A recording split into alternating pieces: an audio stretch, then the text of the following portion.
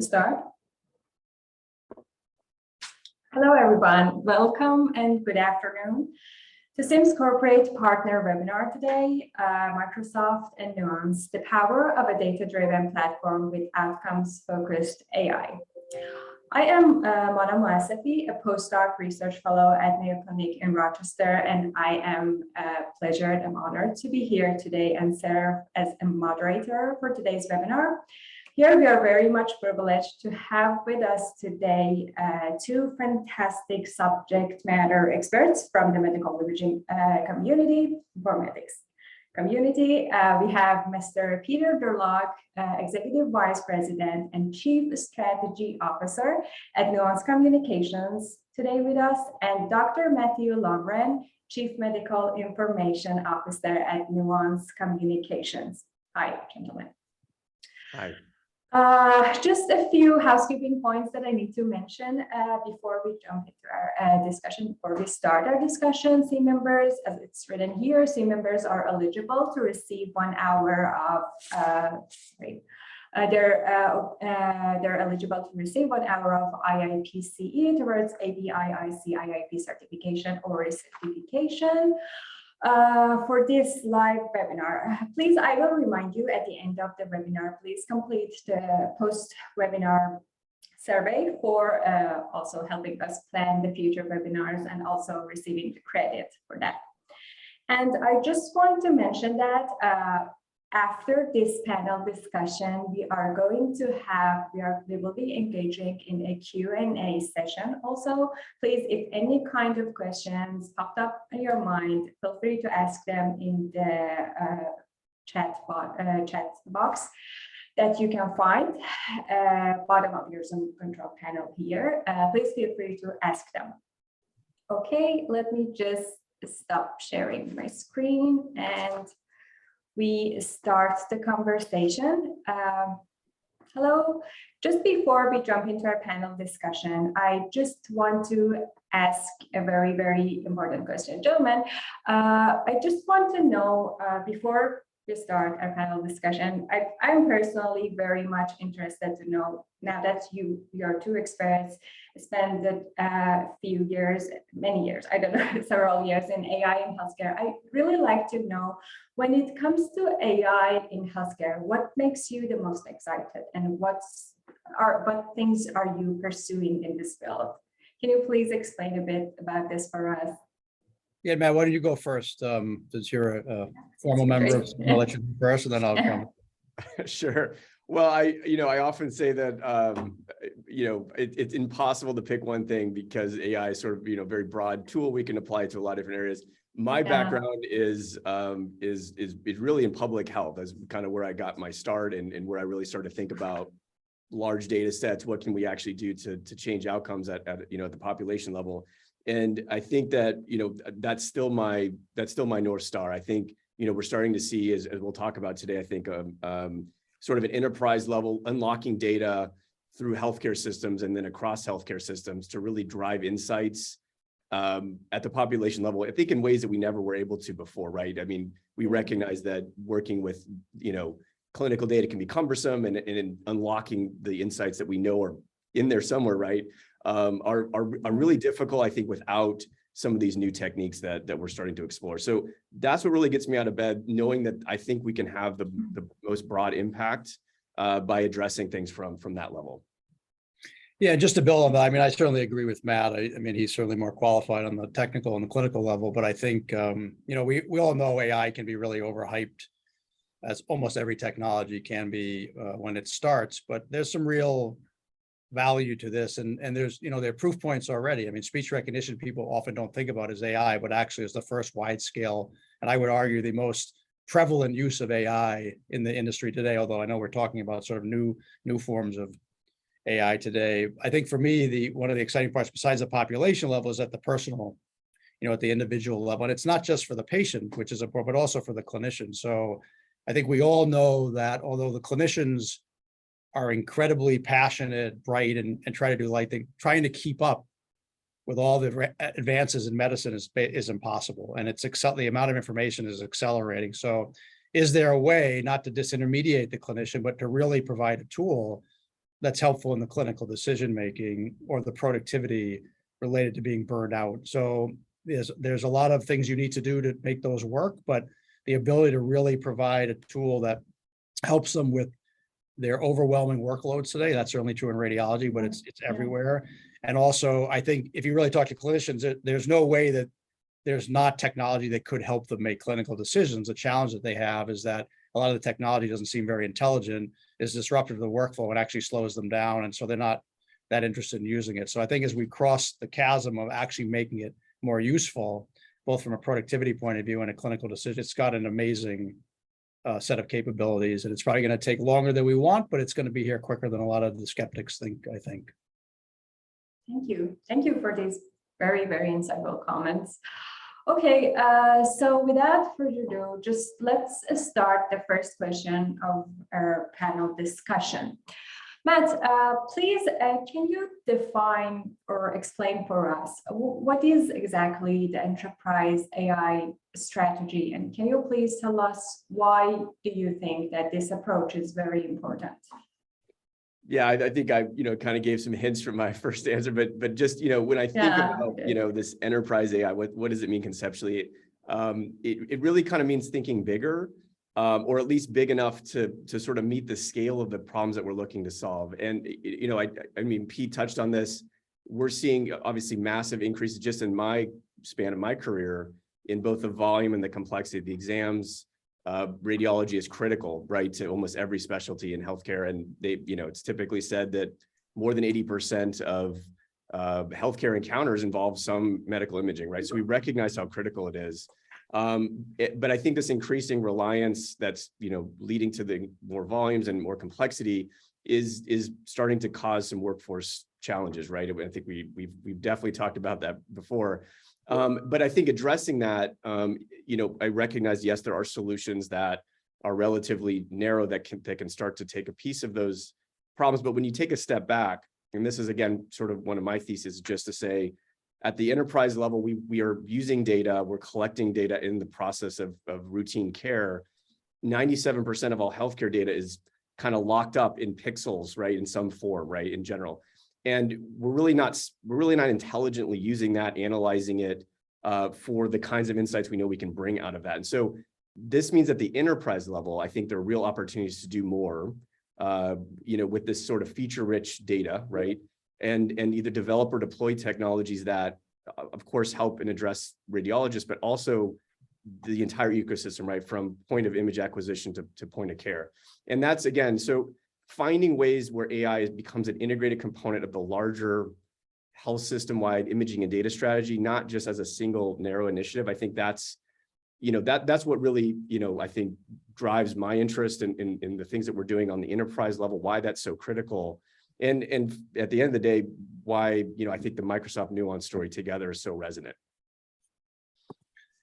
Nice. And just to maybe add on to that before we get to the next question, just to build on it. So, what we see happening, talking to lots of clients, is that, like most technology, sort of these best of breed sort of point solutions come out classically in imaging here, around stroke alerting, PE, things like that everyone in the audience is probably very familiar with. And so you start to get these one-off solutions, or you have a solution where you have a given algorithm vendor, maybe you have 3, 5, or 7 approved things. But as you all know, if you look at the map, there's a sort of a famous picture that a number of folks have put together of the number of models that need to be developed by modality and anatomy, and it's over like 10,000. There's no single company that's going to come anywhere close as an algorithm company to building every model for every clinical condition. And we also know many health providers are building their own algorithms for various flavors. So when we also think about enterprise, we think about it from a infrastructure point of view at a couple of things. One is, you can't survive with having one-off point solutions for all these different algorithms. It's just not going to scale. The IT people are going to freak out because you've got all these DICOM routers, different infrastructure. If you pick one model from one partner and then you want to switch that model, you have to rip out the entire infrastructure of that partner and bring in another one. So one thing that when we think about enterprise, one common infrastructure that handles all the pixel AI and lets the client pick what best algorithms and workflows are most relevant for their clinical scenario. So that's one part of how we define enterprise just within the imaging space. Forget about the overall, like, you know, all the other types of AI too. The second piece is, as everyone on the phone knows, AI is only good as the workflow and the clinical value it provides. Otherwise, it's just another toy that you're going to waste time and money on. So how does this really integrate to the workflow? A lot of the early applications with these alerting apps, a lot of the value came from having a mobile viewer and alert on this, which is quite good.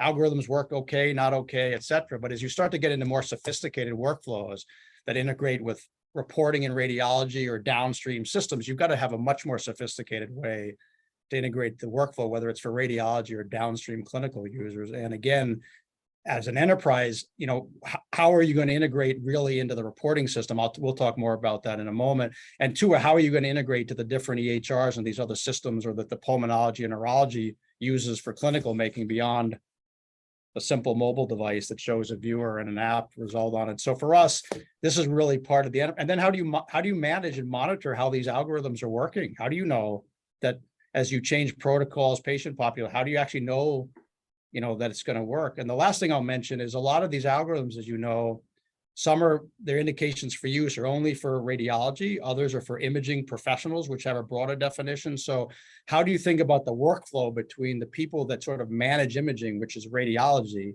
and the consumers of that, like pulmonology and neurology? And how do you manage the workflows between those constituents, depending on the indications for use and what's, and so there's a whole set of activities around how do you really think of that, as Matt said, from point of read to point of care. So it's not just simply picking a given algorithm. It's much more complex to that. And I think you know, from our perspective, and there's other people trying to do this, we really see our role here as being that, building on the footprint we have in the imaging space with PowerScribe, PowerShare, et cetera, with something we call the Precision Imaging Network, being this truly Switzerland sort of platform where the goal is not to sell a given algorithm.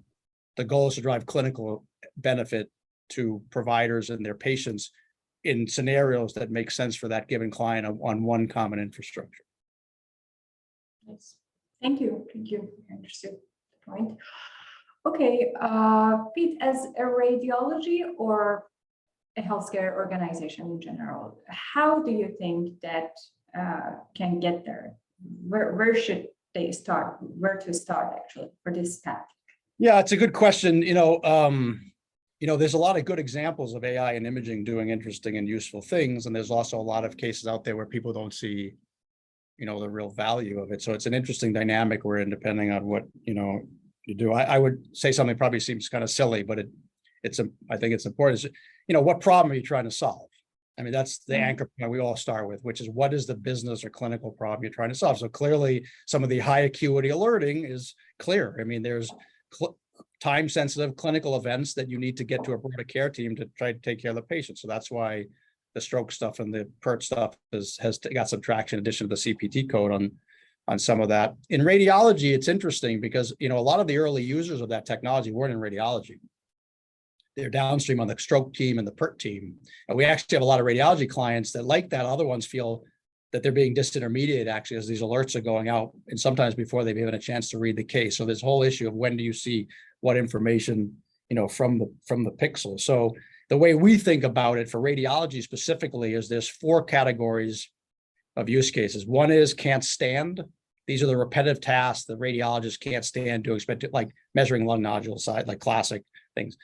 Another one is can't miss, like maybe you're busy, you're looking for something, there's an incidental finding, maybe there's something, if you had some other technology that was not disruptive that alerted you might want to look at something, that we call that, you know, can't miss. Matt talked about really exciting stuff, can't see. This is sort of the radiometric, volumetric stuff, which is hidden in the pixels that the human eye can't see. There's an incredible wealth of information there that has incredible value, not just for radiology, but to many other constituents and with the clinical path. And then the last category I alluded to is this thing we call can't lose, which is there is a big set of discussions going on in the clinical world about what happens to what information from the pixels and who sees it when.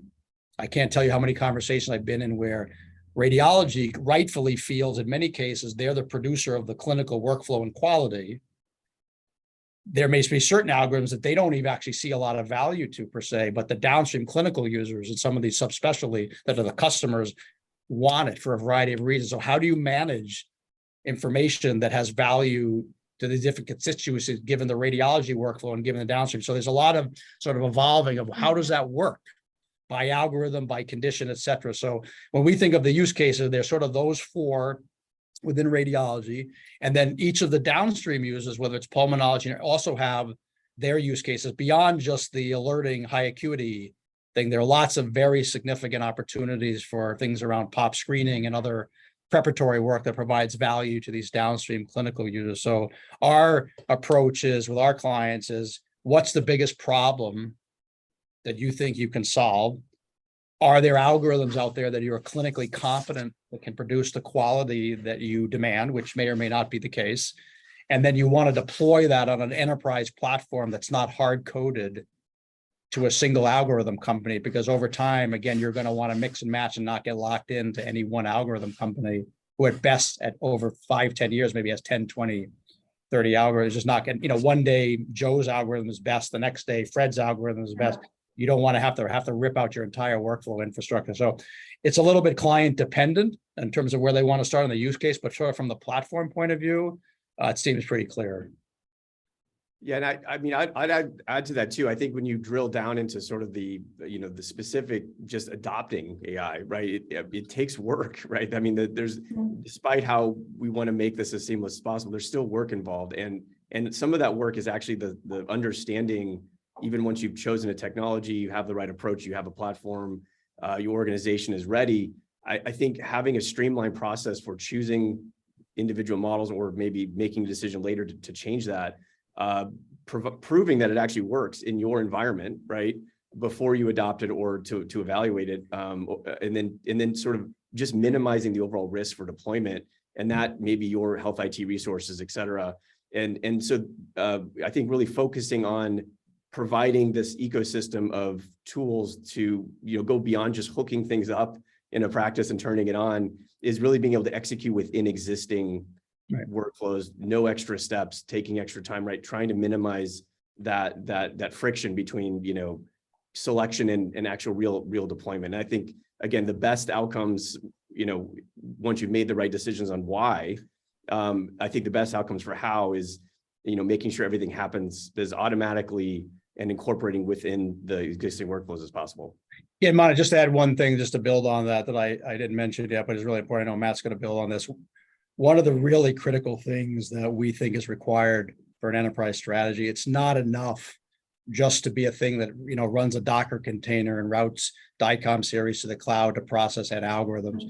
It's the data that is produced as an artifact of the imaging. So one of the things we're really super committed to and have been for years, we've been working very intensively with the ACR and RSNA on something called common data elements, and have been driving that, which is, as many of the folks on this audience know, is the lexical description of these clinical observations that have been agreed between ACR and RSNA. One of the big missing pieces in this space forever, as you know, has been an agreed upon ontology all the way going back to Radlex and the playbook and all this. And so that is sort of a foundational thing that we've built into our whole entire infrastructure, because without that, you can't do really important things like not only do quote unquote simple things like saying, when you get output from an AI model, how do you know what the clinical definition is? How does that then flow in, for example, to PowerScribe for the reporting? If you then want to make decisions, clinical decisions on what follow-up to recommend, what to send up into the EHR as an image-guided care pathway, if you don't have a standard terminology for managing the clinical underpinnings of that data set, how do you do that? So it's not enough just to have every algorithm produce their own output that's not correlated to a clinical standard. And then how do you represent the reporting process, which is the output of radiology and PowerScribe? So part of what we've felt is really important in this data layer. It can't just be a dumb textual layer. It has to be a structured data layer without putting the pain on the radiologists to do structured reporting, which we know, with very few exceptions, RADs aren't going to do. So the magic is to be able to take the data from the algorithms, from the DICOM SR, drive that automated template reporting, have the radiologists dictate in a way that they're comfortable, super fast, extract that also into CDE.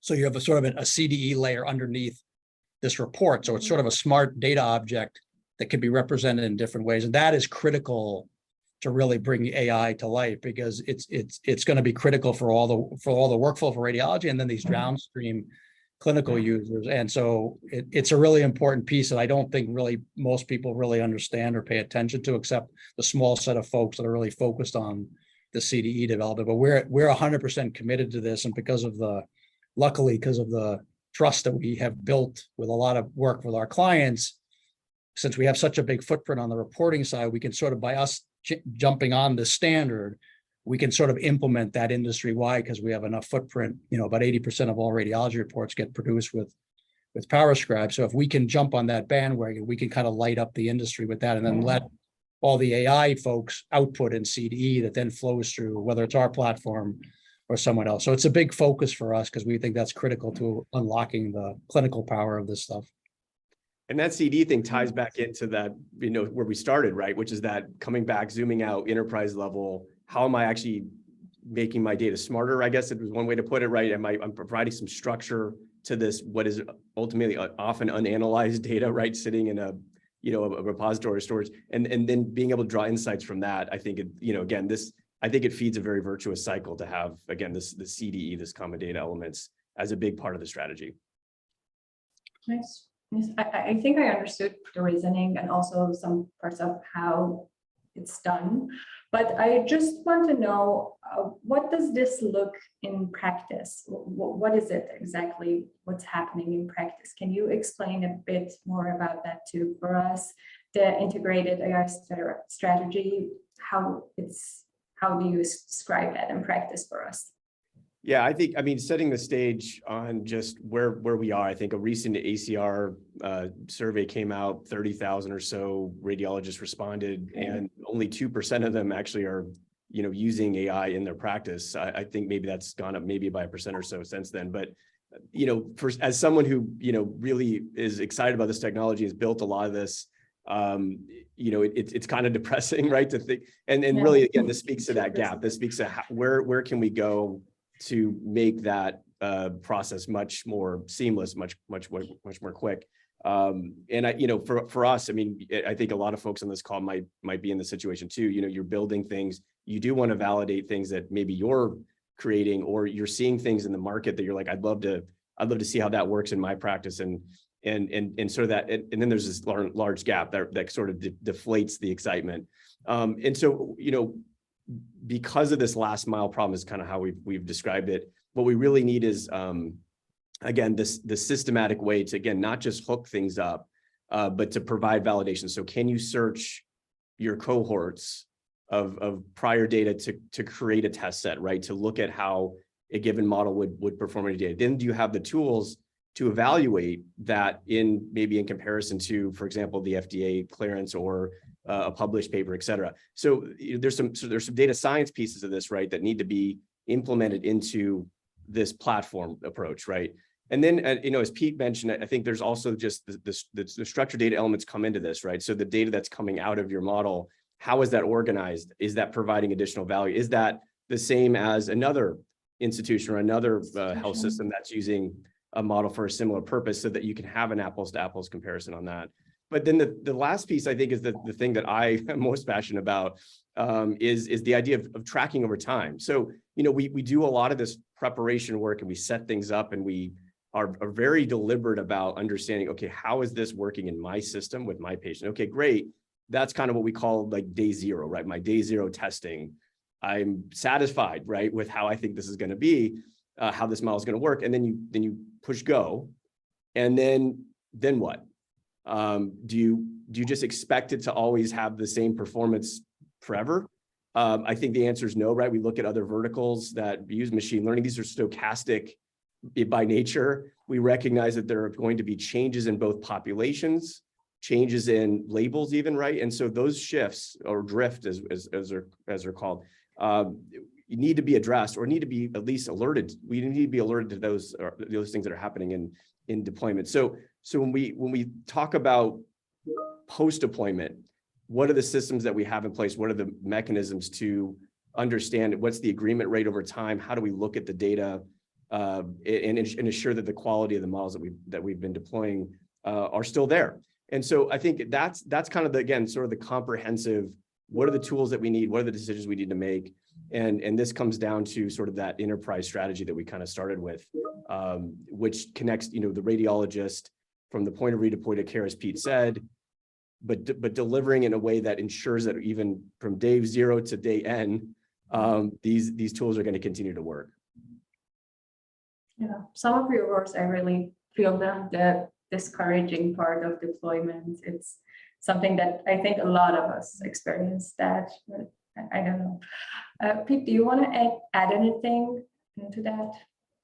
Well, yeah, I mean, it's, for those of us been around long enough, I mean, this is kind of how technology works, unfortunately. It's never as good as you want it to be in the beginning. And then sometimes it's better than you ever imagined and everything in between. I remember in the early days with speech, there may be folks on the phone that were around then. I mean, it was brutal.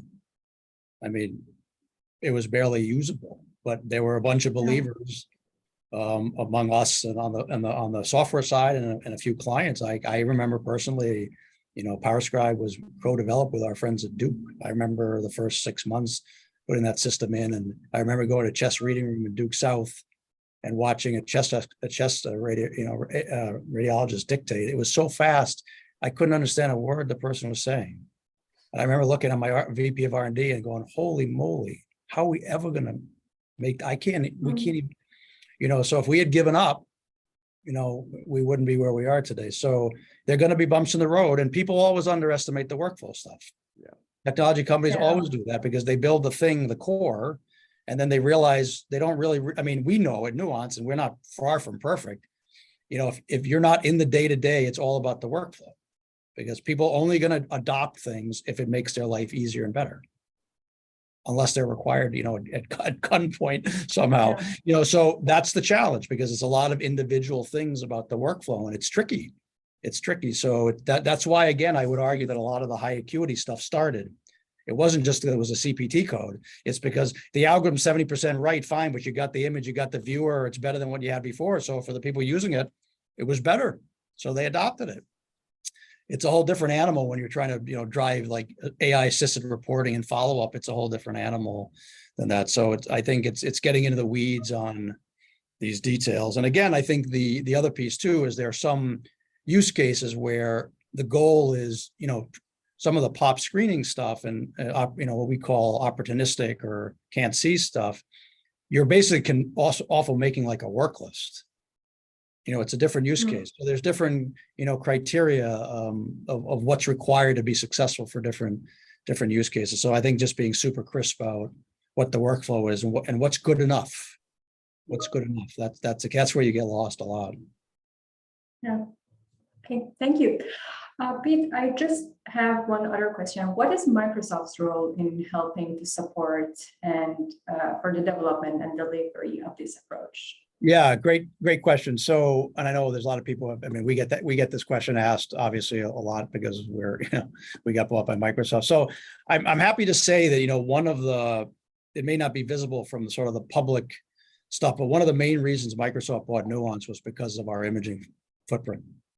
Because Microsoft knows that there's this an amazing value of the imaging data and how to bring that to life. And for them, they weren't really in the workflow of imaging per se. They didn't have the client base that we had. So it's sort of a marriage of Microsoft has an amazing set of technological capabilities from these, Matt could go on for hours about these foundation models and some very sophisticated tools to build AI models. And Nuance sort of has this great, what Matt called last mile on a footprint in the workflow. So the real thesis for the imaging audience on this call is connecting their sort of cloud and AI infrastructure, which includes their development tools, their foundation models, with Nuance footprint around PowerScribe, PowerShare, or follow-up management, et cetera, and connecting those things. And so sort of at a highest level, and they've, just to be clear, they've poured a lot of extra money into Nuance to accelerate a bunch of stuff in this area. So I think at a highest level, it's to unlock the power that we're talking about on this call. So things like,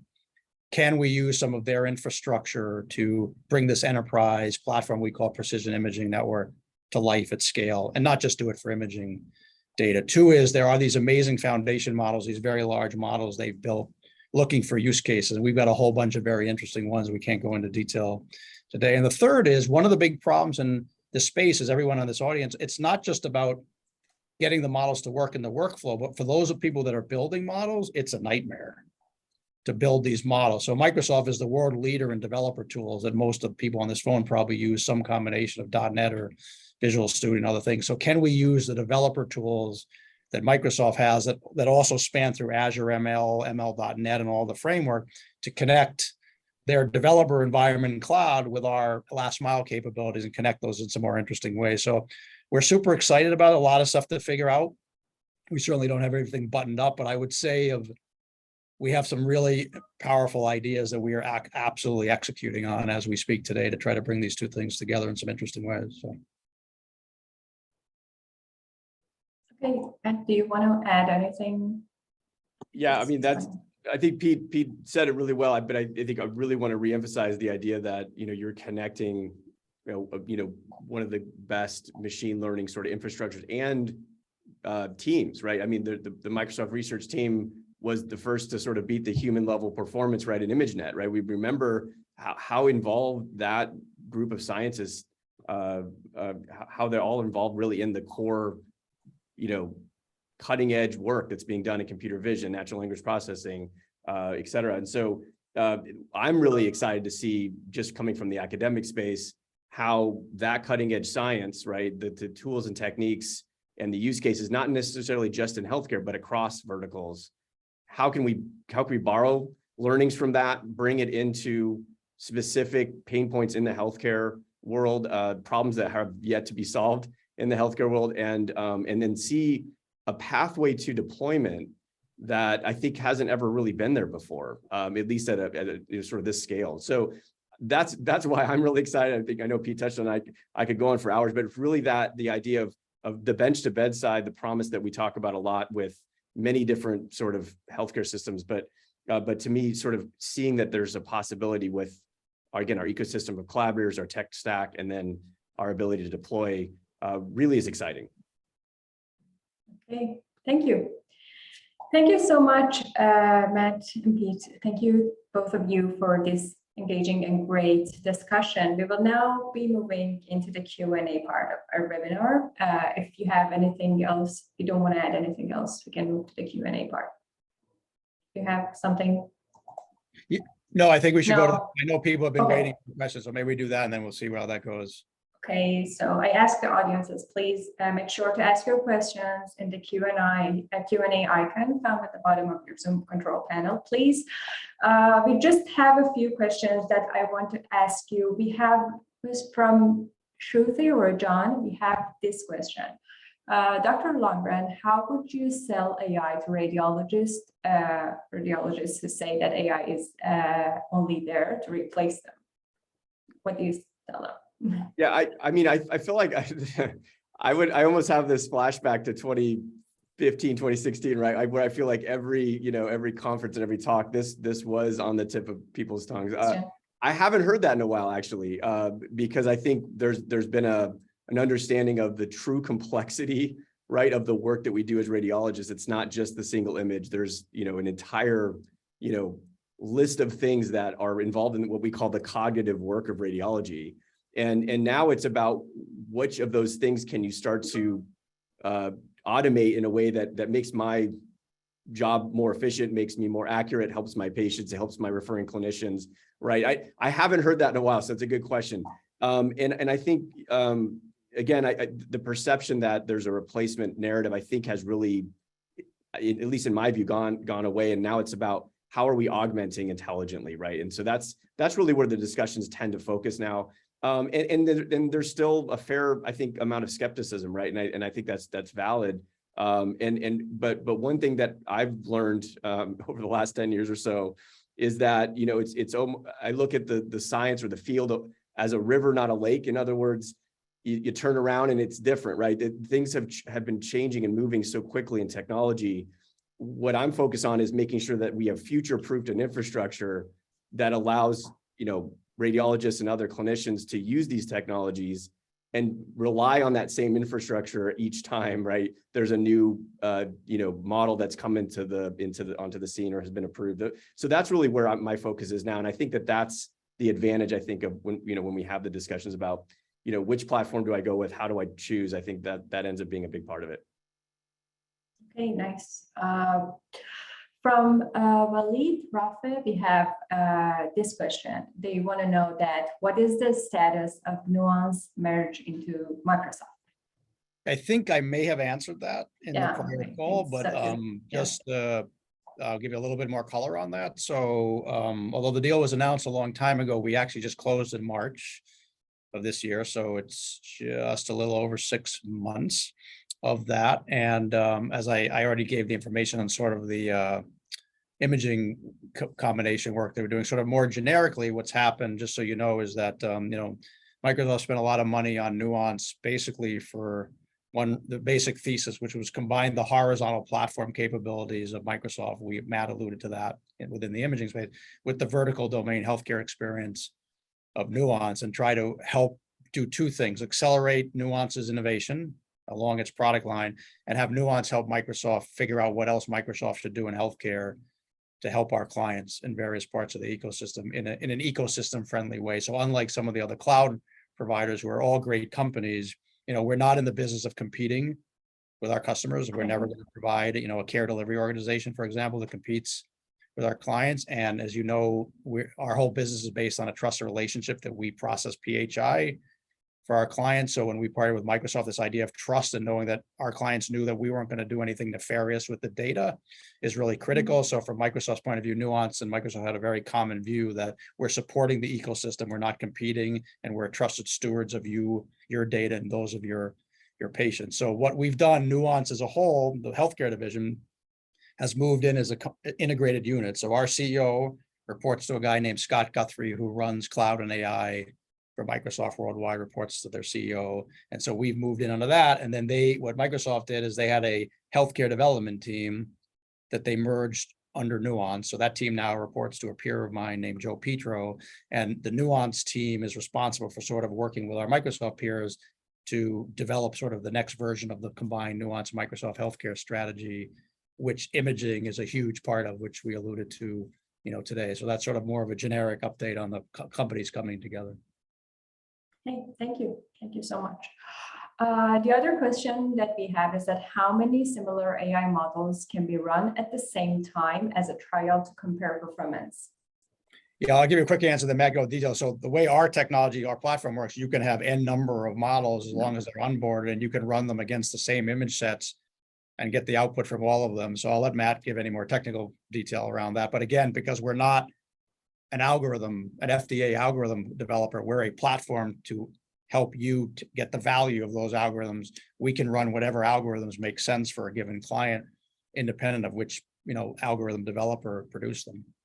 So Matt. Yeah, I think that goes back to sort of the concept of the Switzerland approach, right? Providing the ecosystem so that you can evaluate one or two or whatever, number. I think the other thing I'll say is, we're looking for, and nothing concrete yet, but we're looking for opportunities to provide information about individual healthcare systems, populations, like just getting understanding of what would be likely to work before, there's some new techniques that are coming online that allow us to sort of look at how do the population of the training data, for example, from a given model, how would that fit potentially with the population or the distribution of disease. So there's other more advanced things that you can imagine that we can look into, but today, with just the basic functionality and the different services that we have, we can compare, based on agreement rates, right, with the radiologist or a test set, as Pete said, to say, here's your breakdown of performance across these metrics.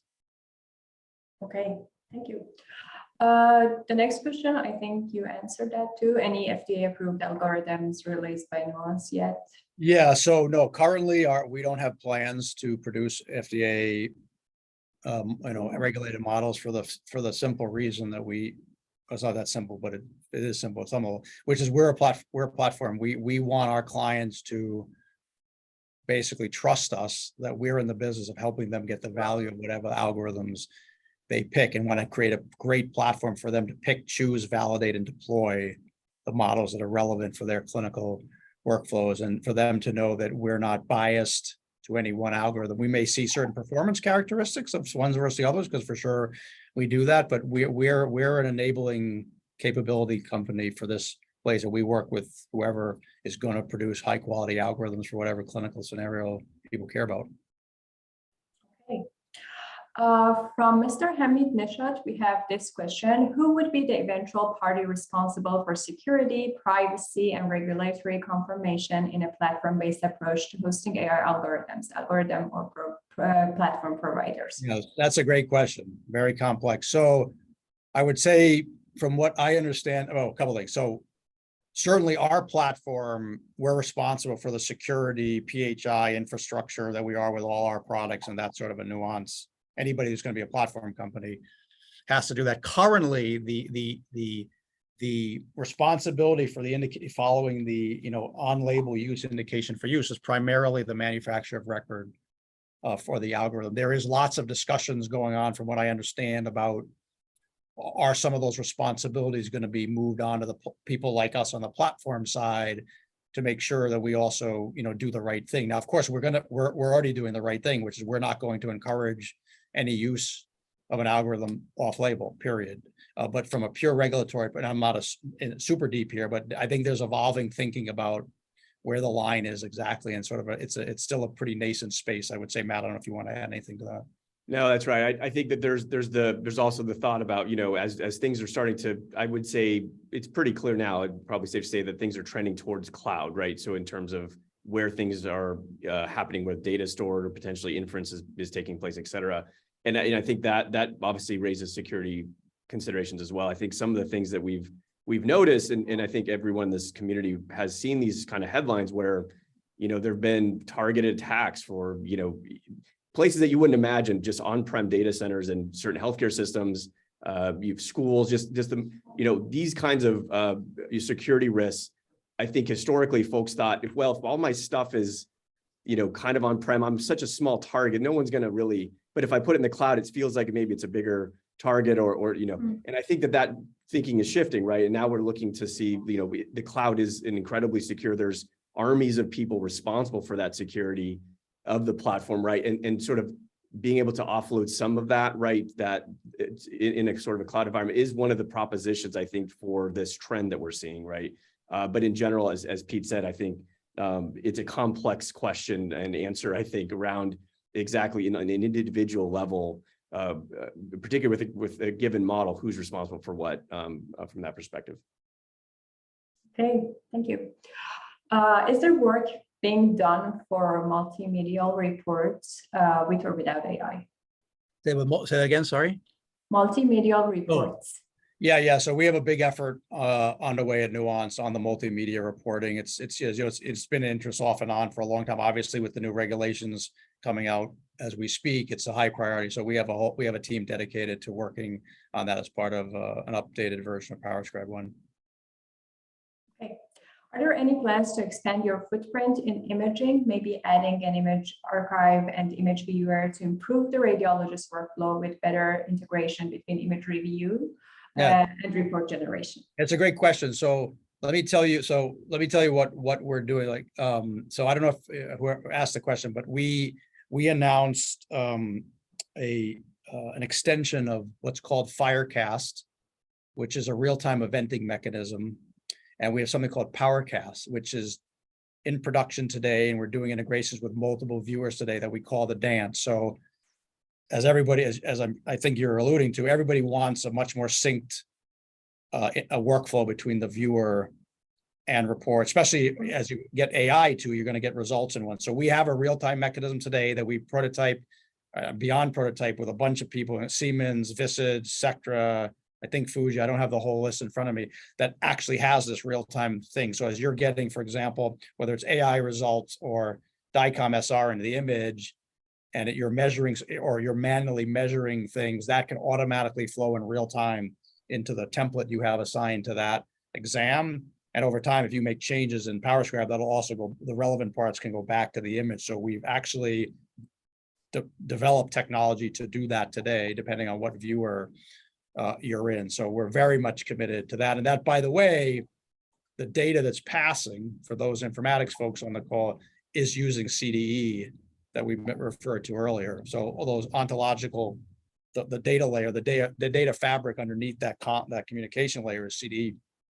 So yeah, we're very excited about that. I'm currently, and from a more strategic point of view, we're not a visualization company, so we don't plan to be a PACS company or a view. I will say that we have partnered with a number of people to embed viewers in a number of things. So for example, in our PowerShare product, we embedded a Unity for a number of people that are doing enterprise thing that need to see things that aren't. So we've done some very tight integrations with people on the visualization storage side, but those are not Nuance products per se. Okay. The next question is, how about HIPAA compliance? Yeah, so the HIPAA stuff, all of our stuff is, we have a whole security framework around all of our stuff for HIPAA. I mean, beyond the new stuff we're talking about, PowerScribe, PowerShare, everything's in the cloud. So we have a high trust certification for the majority of our products. We do stuff in Europe called GDPR, which you're familiar with. So, we wouldn't be in business if we weren't dealing with HIPAA. Okay. And they want to know about the most common cloud platforms or usual practices in medical domain. We're a little biased now that we're owned by Microsoft. Yeah. So I mean, it depends on the workflow. I mean, as you know, there's really two major cloud providers. It's Microsoft and Amazon, and then Google's a distant third, and then the counter. So Microsoft and Amazon both have their strengths and weaknesses. I think they're all Google, everyone's, amazing companies. I think on imaging, we have a very significant advantage. I mean, there is no other cloud provider that has a set of assets that Nuance has. So, on the core cloud stuff, Microsoft has its advantages. I'm sure Amazon and Google have theirs, but from an imaging perspective, there's no one else that has the footprint that we have on reporting, image sharing, follow-up. So I think, without, blowing smoke, we have a very unique opportunity to do some very powerful things, because the cloud stuff is great, but if you can't get it into last mile in the workflow, like, who cares at some level? So it's part of the thesis, again, going back to why Nuance was acquired, was if you connect Nuance's footprint in the workflow with Microsoft's sort of cloud infrastructure layer, there's some amazing opportunities to do some really unique things. So, I don't think I'm going overboard by saying, we have to prove it. We have to produce things that you all find value in, obviously. But I think we have a set of assets that, if we don't mess it up, is unrivaled in terms of delivering real value. I don't, Matt, you want to add anything to that? Yeah, I think from the data, I'll take the data science aspect of it, so as opposed to sort of the clinical migration side of things, but it really, in the data science, there's, again, the same, there's tools across the different cloud platforms, open source, right, on cloud versus cloud native services and solutions. I would say that, again, to Pete's point, the opportunity then to build in an environment that can then have a translation path, I think is really exciting, I think, for folks like me, and I'm sure there's lots in the audience who feel the same way, recognizing that, putting on your researcher hat or your development hat, I can build things that I can evaluate in a clinical practice as a part of a trial or a research study, bring that back into my development environment, make the changes or whatever, right? And then so this is almost a flywheel, right? The effect that we really like to see, and those of us, again, who spent a lot of our careers in the innovation space, having a pathway to sort of seeing it in the world in some form or another, and really drive innovation for the patients. I think that's really that's where the advantages start to sort of lean towards, again, the Microsoft sort of solution. Okay, thank you. I just want to ask a question myself. Are there any specific projects or, I don't know, real world examples of some kind of this work that you can share with us now? Do you have anything in your mind? Yeah, there's some we can share and some we can't. I also, there was one other question. I would say that a couple sort of directional things we can, we've announced some of this stuff, but is a couple of things. One is, the ability to drive efficiency into radiology workflow by knowing more about the pixel and connecting that to reporting is really powerful. So I'll give you a couple of examples that are connected. So we announced a project or a product that we're actively working on, which is auto impression generation. So we've had this capability forever. Actually, we weren't sure people wanted to use it, but we've realized people really do want to use it. So we can automatically generate the impression and follow-up recommendations just from the findings that are being dictated. Well, guess what? If the findings are automatically generated as a draft from pixel stuff that the radiologist reviews and signs off of, you may not even have to dictate the whole thing to produce that. And then since we have CDE, we can drive structured follow-up recommendations into the EHR to drive care pathways. So this connection of the pixel AI with how radiologists report, we have a unique opportunity to do some really innovative things there. So I think there's going to be an amazing opportunity to take, we have this concept of next generation reporter. We sort of, reinvented reporting back in the early 90s when we built PowerScribe, and we basically took reporting out of the old green screen RISs, for those that are old enough to remember that, okay? So it used to be, right, people dictated with Sudbury systems and RTAS, and transcriptionists typed into IDXRAD or something in the green screen, and then as PACS came out, you had to have the report faster. We launched Articulate Systems, which is a company I helped found that built PowerScribe, along with another company from a friend of mine named Mike Mardini, who did Talk Systems. We both built these reporting systems now that PACS was available, and you needed the report faster, that took the reporting functionality out of the RIS and created a whole new category called speech reporting for radiology. And so I think we're sort of at that next wave now, that with the onset of a bunch of advanced AI technology beyond the speech part, with the pixel, we have a chance to redefine this workflow again. And so much of it is it's obviously going to affect visualization for sure, but it's also going to affect the reporting piece, because that's what the product of radiology is. So I think we're at the precipice of combining these technologies in interesting ways to do what radiologists want to do, which is they're all overwhelmed today. They can't keep up. Their quality of life's not good. They're getting pressure to do more and more. They need help desperately. And so they need tools to help them be more efficient. But they also want to do the right thing, and from a quality perspective. And there's a huge opportunity with AI to enhance and supplement, augment, as Matt said, the quality of radiology. And then with AI, there's also all these other use cases that maybe not traditionally thought of as radiology that bump up. So there are a lot of interesting use cases on that. There are also use cases we're implementing outside of providers, with life science company and health plans, that have to do with precision therapeutics and other things that are using AI in combination with radiology to early identify patients that could benefit from other therapeutic opportunities. So there's a lot of interesting stuff that is happening. And I think even though it's got a lot of hype in imaging for now, I don't know, Matt, at least 5, 6, 7 years, I think we're close. And the technology itself is accelerating insanely. I mean, we all see the stories that come out from Google or whoever on the tech, but as Matt said on the foundation models, the core technology is amazing what it can do. So when you hear GPT-3, OpenAI, all this other stuff, there's models we have seen that we're now applying to some foundational capabilities, both internal of our products, but also providing that to third parties that are building the pixel stuff. I think you're going to see some significant breakthroughs in terms of both performance of these algorithms, many of which haven't been that great to date, or they're biased. The data sets are too small, so they work in your situation, they don't work. And on just delivering real outcomes, like you got 5 minutes with the chairman and head of informatics at radiology. Why should they spend any time and money on this XYZ? What's the value prop? Like, no, slideware and whoop-de-doo AI, who cares? Like, what's the value? Prove it. Okay. Okay, we have some other questions from the audiences. We have from Devin Kaywood, we have this question. In terms of AI algorithms Q&A, do you anticipate each hospital system having its own data scientists and AI literate radiologists to ensure continued functionality of AI algorithms and monitor for drift over time?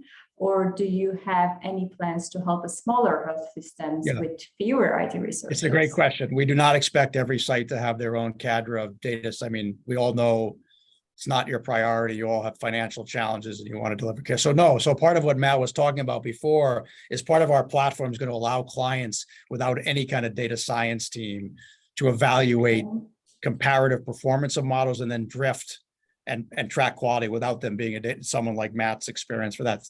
It's not scalable for most outside of the academics and a few other places, there's no way our clients can do that. We have to deliver that capability for them.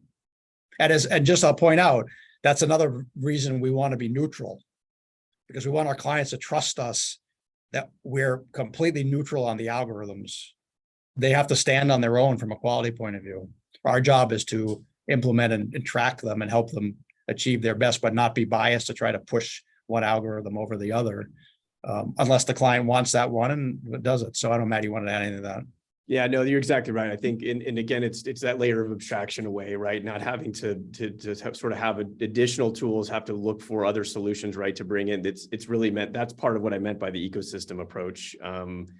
Sort of using tools within the Nuance ecosystem already to make some of these steps very, very straightforward. And really, I would imagine, if I'm trying to say like who in small practices to the questions point, this could get wrapped into sort of a quality, right? Somebody who's responsible for the quality of the practice to enable them to be able to do some of these things that we mentioned earlier in the call around best practices for models. I love this question, by the way, Dr. Can I say this one? I got to let me say this one. Dr. Lundgren, what was your biggest accomplishment during time at Stanford? That's probably one of your peers from Stanford or Duke. You should probably answer that. If I know. I must have paid somebody to ask that. Yes. Classic. Yeah, I mean, I'm happy to try to answer that. I mean, I think that beyond just the opportunity to work with all the people I got to work with, which was just phenomenal. I think really having a focus on trying to change the narrative towards democratization, open source, open data to drive the field. I think that's something I'm very proud of, and I think I'm really glad to see that, again, not that we started the trend, but we definitely contributed to it.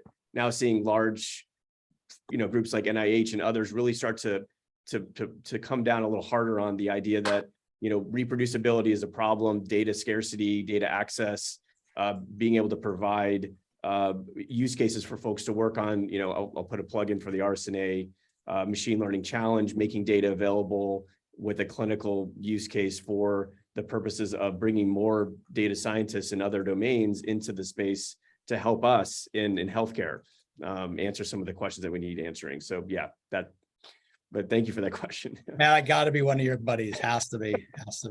It's got to be classic. Okay, I think we have time for answering one other question. If you agree, we can go with the question of Joe Moore. There should be great support savings to Nuance to move customers to the cloud by having a central system to support versus all the on-prem client systems. Will those savings find their way to the customer? Yeah, it's a great question. So, again, it depends which. Some of our products are in the cloud, some are partially in the cloud, and some are not. So yeah, we're looking for ways to do that. We're also looking to add functionality when we bring it to the cloud. We're also looking, like with Microsoft now that we didn't have before, many of our clients are looking to either move their PACS or VNA or move imaging data to the cloud to do other things with. So I think there's both some complexity around that, but there's also opportunity to do some more unique things. Before that we were just standalone Nuance, where we were just the application layer. Now this whole infrastructure layer is available to Microsoft. So we have more flexibility, I think, to do some more interesting things and things that provide more and more value to the client, which I think is where the question was going, because we know the financial situation and many of our clients are stressed. Okay. Do you want to add something to that? No, I mean, I think that there will have to be a very clear value proposition for, cloud. And I think there's the component of that is just the core, what's the cost, et cetera, what's the lift. But I think having what opportunities does it unlock by making that change, right? And I think that's kind of some, this is obviously focused on imaging, but there's other broader things across healthcare that may answer that question. But from this perspective, I think there's going to be a push and a pull, so to speak, right? There's going to be a bit of a cost thing, aging infrastructure, the CapEx versus OpEx discussion, right? But then there's also going to be that pull, like, okay, now that I've done this, what does it enable? What does it unlock? What are new revenue streams, new business models that I can create because I have this sort of, data set sort of set up or infrastructure in the cloud? Okay. Do you think that we have time for another question, or? I think, Yeah. I think unfortunately we're out, but maybe what we can ask the SIIM folks for is to collect those. Yeah. And if you have Okay. contact names for the people that we didn't answer, we can try to answer them offline so we don't short shift them. But I think it's 2:00 or 1 minute. I think we probably need to wrap. But I think just from a time, just to be respectful, Okay. we'll make sure we answer the questions if we can get them from the team. Okay, okay, sure. Okay, thank you so much for this great conversation, and that was great discussion. Thank you so much. Thank you all audiences. This session is part of the Nuance Road Trip to RSNA virtual series. If you want to learn more, Nuance team invites you to register for additional sessions in the series at nuance.com/roadtrip. So thank you all. Just thank you so much, Pete and Matt. That was so nice talking to you and spending the last hour with you. Thank you.